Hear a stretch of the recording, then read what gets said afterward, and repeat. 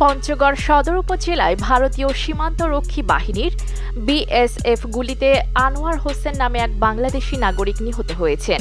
শুক্রবার ভোরে সদর উপজেলার হাড়িভাষা ইউনিয়নের মোমিনপাড়া ও ভারতের সিংপাড়া সীমান্তের মেইন পিলার ৭৫১ ৮/৯ নম্বর সাব পিলারের মাঝামাঝি এলাকায় তাকে গুলি করে হত্যা করা হয়। নিহত আনোয়ারের বাড়ি তেঁতুলিয়া উপজেলার দেবনগর ইউনিয়নের দেবনগর এলাকায়। তিনি ওই এলাকার রফিকুল ইসলামের ছেলে।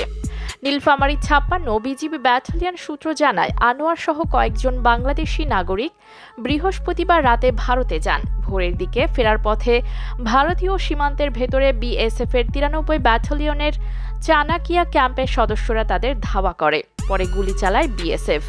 এ সময় ঘটনাস্থলে নিহত হন আনোয়ার। তার মরদেহ নিয়ে যায় বিএসএফের সদস্যরা। বিজিবি জানায়, সীমান্তে গুলির শব্দ পেয়ে চোরা কারবারিদের প্রতিহত করার জন্য ৮ রাউন্ড ফাঁকা গুলি করেন ঘাগড়া বিজিবি ক্যাম্পের সদস্যরা। নীলফামারী ৫৬ বিজিবি ব্যাটালিয়নের অধিনায়ক লেফটেন্যান্ট কর্নেল শেখ মোহাম্মদ বদরুদ্দোজা বলেন, পতাকা বৈঠকের মাধ্যমে নিহতের মরদেহ ফেরত আনা হবে। এছাড়া এই ঘটনার তীব্র প্রতিবাদ জানানো হবে। ঘটনার পরে বাংলাদেশের সীমান্ত এলাকা থেকে চোরাচালানের একটি গরু জব্দ করে বিজিবি।